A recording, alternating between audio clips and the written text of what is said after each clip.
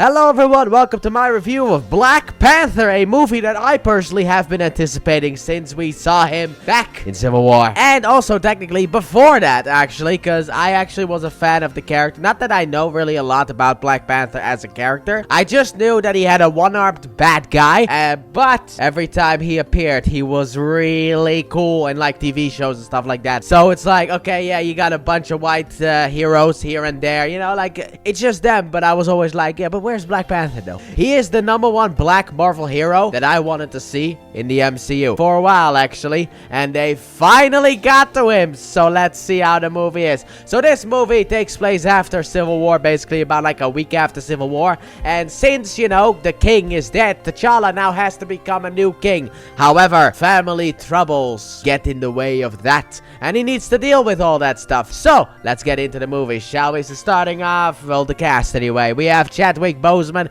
as T'Challa, aka Black Panther, and he did, outside of Spider-Man, steal the show in Civil War entirely. He was really cool. He is a great actor, and he continues that here. However, in here, he does have a little bit more humor, I will say that. However, it makes sense because of the fact that, you know, I mean, in Civil War, he was all about the fact that his dad died. So, you know, now that he's had a week to kind of process that, he can kind of go back to being, you know, a bit funner. Not the fact that he cracks jokes everywhere, but he can laugh, he can smile about it, and I like that about him a lot. And he is a true leader. I will say that. That is more something I will talk about in the spoiler talk. But he is a true leader, and the fact that we lost him is just, it's so sad. It really is sad. Chadwick, you were perfect for this role. Remember that. I loved him in this role. Now then, next up we have our main bat guy. We have Michael B. Jordan as Eric Killmonger Stevens, or whatever, however you pronounce that actual Wakandan name.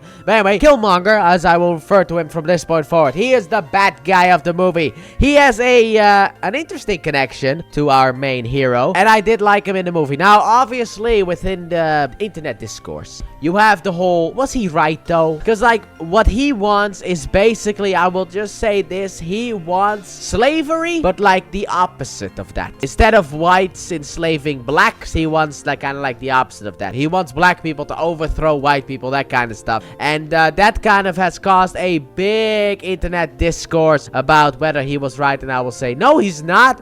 Are you insane? Of course he's not. No matter what, overthrowing is a bad thing, okay? Look, we have to move forward and not focus so much on the past. And T'Challa is a true hero. But Michael B. Jordan did a really good job at playing Killmonger in this movie. I liked him a lot, and I can see why the director Ryan Coogler cast him, who also, by the way, did a fantastic job at directing this movie. Then next up, we have Danai Gurira. I apologize if I mispronounce any of these names moving forward, but she portrays Okoye. And Okoye is part of a group of an all-female special forces. That's kind of what you need to see. However, unlike, you know, like the Secret Service of the real world, these ladies are actually super dangerous. Like, really dangerous.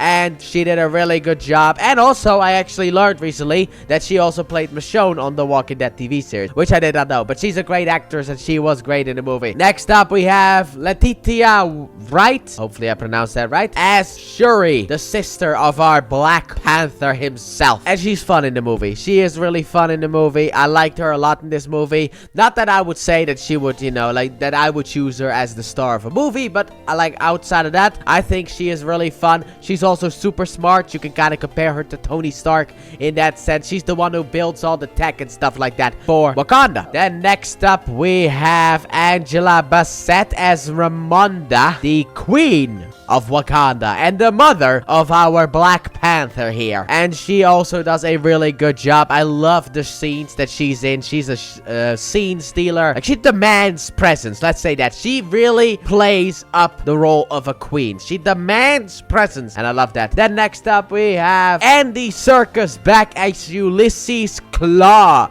the bad guy that we saw a little bit of in Avengers Age of Ultron, and he's back in this movie to cause trouble once again. And Andy Serkis does a really good job in this role. He really has fun with the role. I liked him a lot. And then next up, we have Winston Duke playing potentially my favorite character in this movie, M'Baku. I'm gonna read what the Wikipedia says about him, because I think that is a powerful ruthless warrior who is the leader of Wakanda's mountain tribe, the Jabari. And basically, he is just there to protest T'Challa being the new king because of the whole way that a new king happens. However, after that, he is still entertaining in the movie, and I liked him a lot, and that's really all I want to say about him. And then finally, let's talk about basically the only white person in this damn movie. We have Martin Freeman back as Everett Ross from Civil War. He appeared in Civil War, and he's in this movie as well, and I liked him as well. I liked the way that he portrayed his character, very CIA-esque. And I love his interactions with T'Challa, especially a bit later on in the movie. Big fan.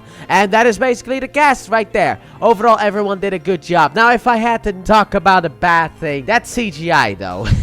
I know. Look, it is not as... it actually kind of is. It kind of is as bad as it is nowadays, in a sense. Like, Black Panther, he moves in a really weird way. And then that final sequence, that final fight, ooh, that one just doesn't look good. Like, that one looks CW. I will say that right now. That looks CW. The movement and everything. Like, not everything looks CW. It's basically just Black Panther and Killmonger.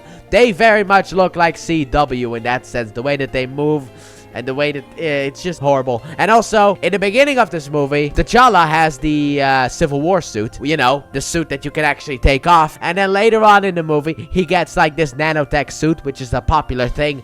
I'm not a big fan of the nanotech suit. I understand why it's practical, you know, instant. But like, why? Like, it works for a character like Venom, but it doesn't work for like everyone. If everyone gets this, it's just boring. I like it when characters can take off their helmets and stuff like that, like Black Panther does at the beginning of this movie. But then afterwards, he just has this nanotech suit. Not a big fan. However, it does make sense that he would have one of these suits because of the whole vibranium tech. But it is still something that I would like to complain about. But overall, I thought this movie was actually really good. Was it perfect? No. Are there problems? Yes. But overall, I very much enjoyed this movie. So let's just move straight into the final verdict then, shall we? So my final verdict for Black Panther is going to be an easy 9 out of 10. I don't think it deserves that 10 out of 10. And I was kind of debating between an 8 and a 9. So let's just say a low 9. But still, a 9 out of 10. I very much like this movie. And it's a shame what happened after this with Chadwick Boseman. But overall, highly recommend you watch this movie. I would even say that this movie you can watch without watching the rest of the MCU. And it won't really impact much. Because of the fact that at the beginning, it kind of just does a bit of a recap of Civil War, so you're filled in. You can watch this movie without really watching anything else. That's also the beauty of it.